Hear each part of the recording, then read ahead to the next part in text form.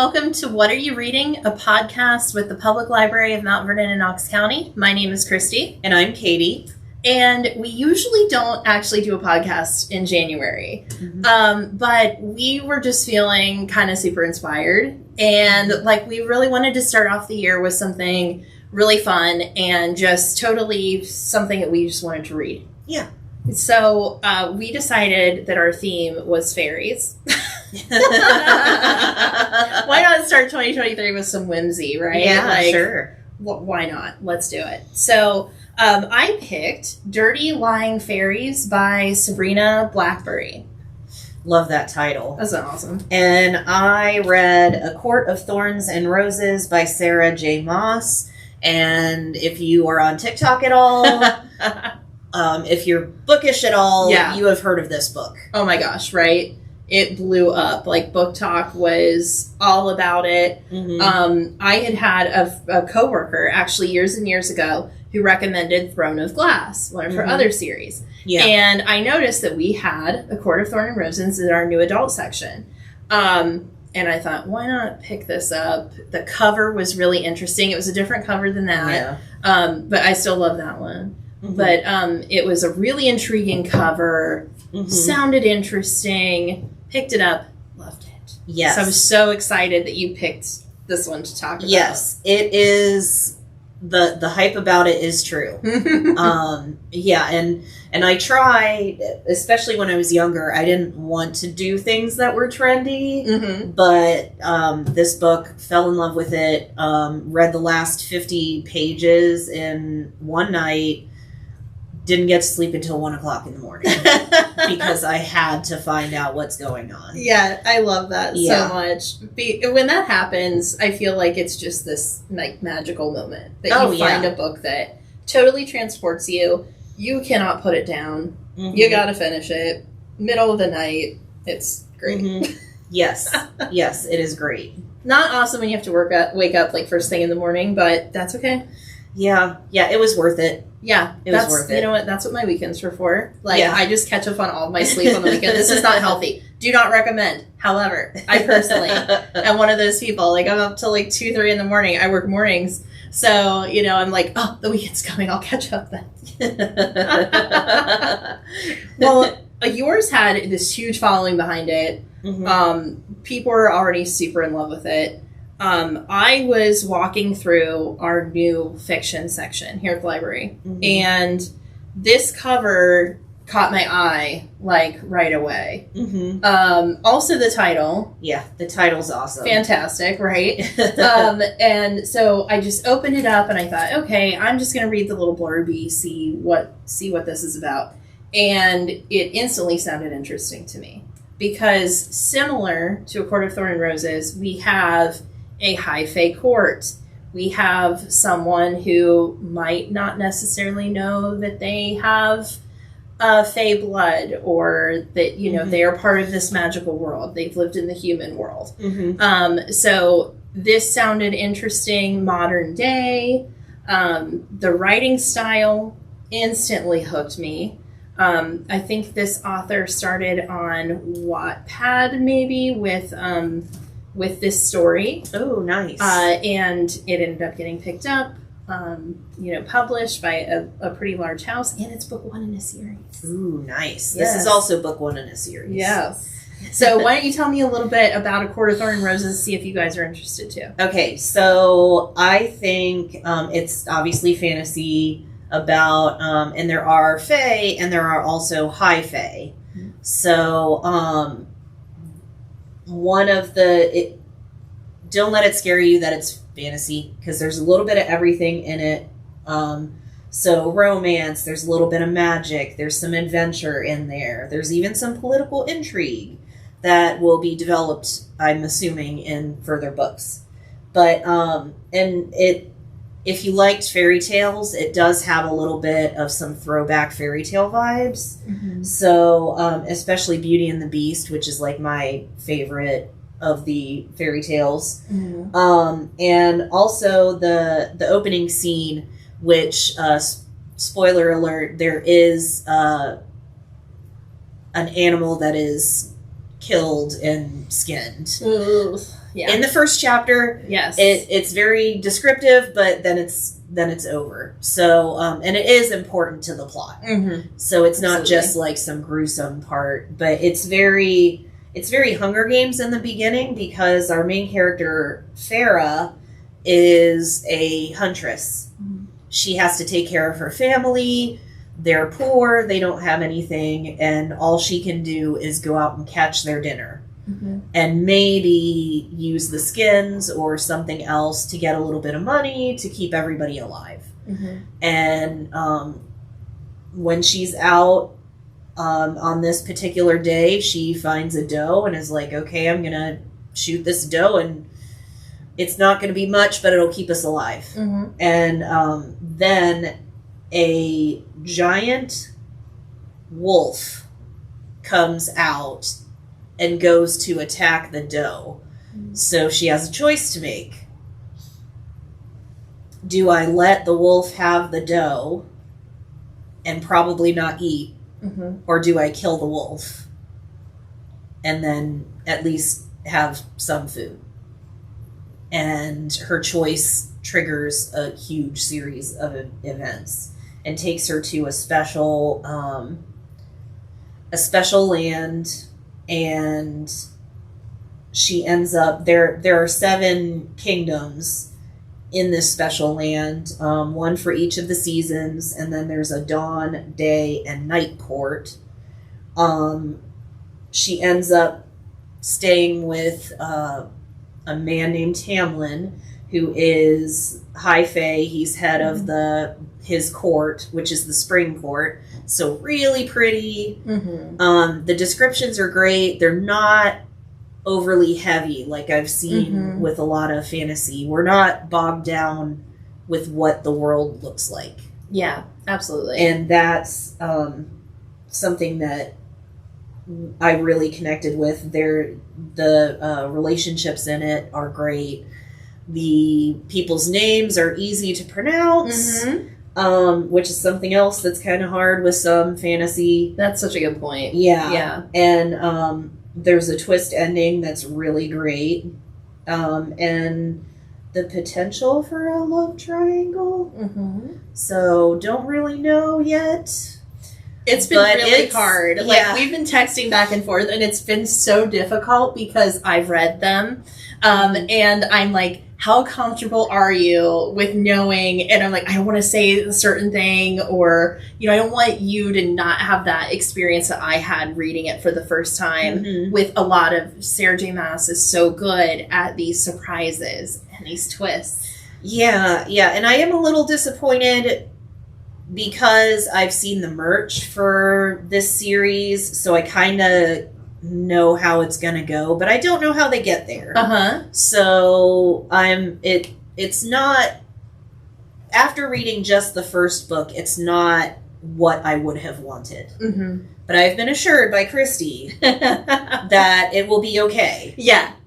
I'm like that. Like, I won't mind a spoiler because I'm more interested in how we got there. But I do think there's some things that, like, you just have to experience for yourself to make those decisions of how you're going to feel about it. Because I'm sure there's still people in certain camps, because it can be kind of divisive in, like, the Twilight kind of realm where there was, like, teams, Yeah.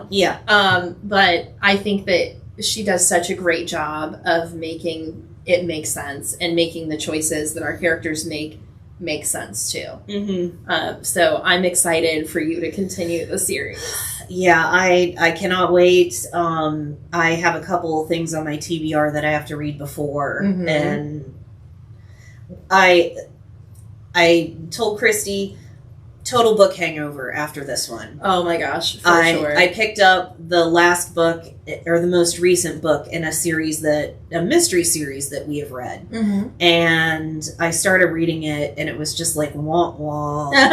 This is not the same. Yeah, and that's insane because this book that Katie's talking about is one that we've both loved so much, and it's awesome. Maureen Johnson's the author. Like, such a great book.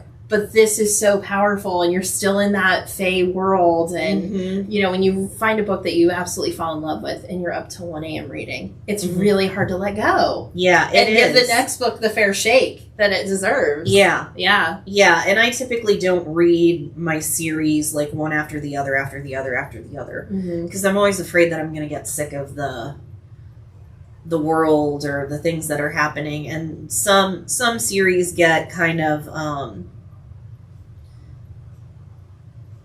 cyclical, that it's the same story over and over again. So I like to take a little breather before I go to the next one. Yeah, some phrases and stuff can be a little repetitive.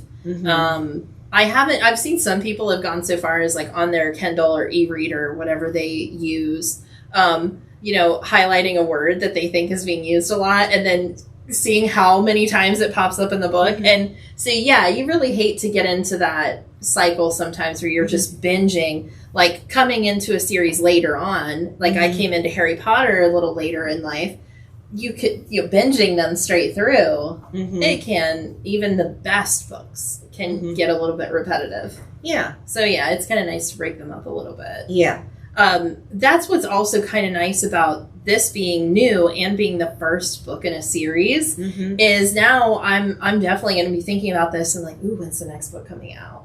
So that's kind of exciting too, to get in on the ground floor of a new series. Yeah. It can be really frustrating when oh my God, twists like happen. This. Yes. Yeah, but yeah, it does build that anticipation that we don't get much of anymore with streaming services and all that stuff. It's like, that's true. When is the next thing going to drop? Yeah.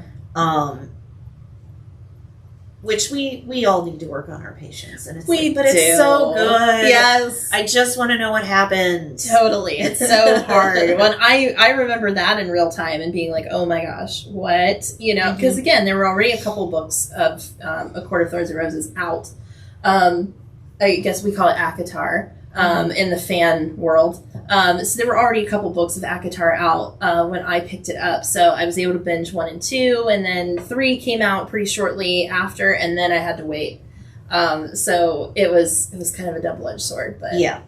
But yes, it's great that we want to read more. Yeah, definitely. And both of these authors, my book...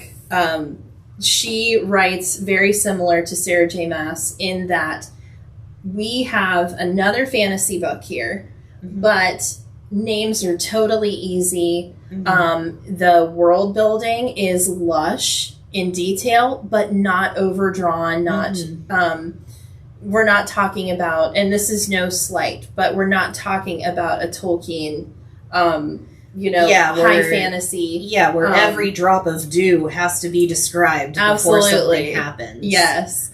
So we're still getting a very vivid picture of what this world is like without it being not as easily accessible to everybody. So I think that somebody that is a fan of fiction is going to be able to pick this up, and it's still going to be accessible to them easily. Yeah. Dirty Lying Faeries by Sabrina Blackberry. I absolutely love this book. So it read so fast, like what you were mentioning. I didn't want to put it down. The first sitting, I cracked it open, and I'm 35 pages in within an hour, you know? So I knew right away, I was like, oh, okay, this is going to be good. I'm into it. Our main female character, her name is Thea. And she works at a car wash, and she's also going to college. She's getting her, I believe it's her master's degree in art and architecture. And she has a best friend that she lives with named Candace. Candace is the assistant to a very famous high-powered person. And her boss has given her tickets to go to a charity auction, charity art event, because she couldn't go. So she's going to go represent her. And she has invited our main character, Thea, to go along with her. They end up at this gorgeous art gallery that is all red and beautiful, and it follows a specific artist. And so, of course, she's very interested, being the art buff that she is. And she happens to run into, during the party, Devin, who is the owner of the gallery. As we find out, he is also a high fae lord of the Winter Court. Oh. Yes. He notices something special about our main character. And in this book, and this is in here, so no spoilers, because you know what's going to happen if you read a little bit about it. He kisses her on the hand and activates her abilities. She is actually a changeling that has grown up in the human world, as changelings do. Mm-hmm. So once he's activated her fae blood, she starts seeing the separation between our two worlds. Oh, wow. So we're existing kind of in different dimensions. So she's going about her regular life, going to work at the car wash, and she notices someone with horns. She's starting to see these like mythical beings, and kind of like a shimmer to the air where they might be passing between our realms. Oh, nice. And of course, she has no idea what's going on, and nobody's there to help her. So she is very confused and scared, and is thinking, am I having a mental breakdown? Like, what is happening? So pretty quickly, we find out, that she's going to be brought into this world. Also, very quickly, we find out that it was by mistake. Oops. Oopsies. So, of the two friends that were coming to the party, her and Candace was actually supposed to be the one that was indoctrinated into the fairy world. But mistakes happen, and Thea ends up being a very powerful fae. So we get into all of the political intrigue of being a lady in a court, and having her special abilities and what that means. And we also have a bit of a murder mystery that we're trying to solve. And we are trying to prevent someone, a villain, from destroying the fae as we know them. So that's a very interesting twist of the story. Mm-hmm. So, wow. Yeah. That sounds really interesting. There's a lot there. Yeah. There's a lot going on, but it's so accessible. I didn't find myself with a lot of questions. I'm getting the answers that I want right away. I'm still very like, ooh, who is it? Why is it? So that stuff was super easy to digest, and you really got excited and into this world. Nice. Yeah. Yeah. I really liked it. And I'm looking forward to the next book. Yeah. Mm-hmm. Yeah, I'll have to put that one on my TBR. Oh my gosh, totally. Highly recommend. And it's so pretty. It is pretty. Now, does Dirty Lying Fairies, does that come into play, or is it just the title? It absolutely does, because of course we end up having a romance. So there is romance in this. And because of the way that things unfolded, there's some finger pointing there. Okay. Maybe being brought into the world accidentally. And then the repercussions of that. And do they tell her that she was a mistake? Those kinds of things definitely come into play. So our main character, Thea, has a lot to unpack in how she feels about her new role in the world of the fairies. Because she's not aware right off the bat that she was not the intended target. So that definitely comes into play. And as we all know, fairies are little tricksters. So you've got to be very careful with the fae. And she's learning that very quickly. And the humans are as well that are involved in the story too. Sure. Yeah. There's a lot of play still in the human world, which I really liked that this was present day. We have human world interaction still. So that's kind of an interesting viewpoint in the fairy world too. Yeah. Yeah. And I think that would make the world building to be a little easier, because it's present day, but there's a twist. I totally agree. It felt, I didn't have any challenge at all reading this. So that's why I thought this is a great book for a general audience. And I hope that it gets the love that it deserves, because this is the first time I've read anything from this author. Wasn't familiar with her work online. So jumping into this right away, the writing style is so great, and took no time at all. And I flew through it too. So 10 out of 10 do recommend. Okay. And you said it's a romance. How on the spice scale? This is definitely not. So we have chili peppers. We love that spice level, especially if you're on Book Talk, you'll know. So I would put this at like a 2 out of 5 on the spicy pepper scale. Oh, okay. So we're not talking very spicy, but we do have, love interest happening, and we have a very sweet romance that is unfolding in front of our eyes. Okay.